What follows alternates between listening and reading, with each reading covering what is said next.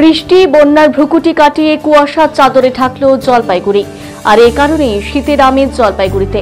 শনিবার প্রাতঃভ্রমণকারীরা যেমন এই শীতের আমেজ উপভোগ করলেন, তেমনি কিছুটা সাবধানেও হাঁটলেন। যদিও কুয়াশার কারণে ধীর গতিতেই চলছে যানবাহন। যারা কাজের জন্য বাড়ি থেকে হঠাৎ বেরিয়ে পড়েছিলেন বাইকে বা সাইকেলে, তারা এই কুয়াশা ও শীতের কারণে কিছুটা হকচকিয়ে যান।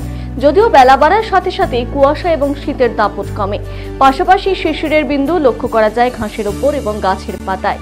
এদিকে আবহাওয়া দপ্তরের সূত্র খবর, বর্ষা বিদায়ের পথে এদিন কুয়াশা দেখে শীতের আগমন ঘটছে, তা বলাই বাহুল্য।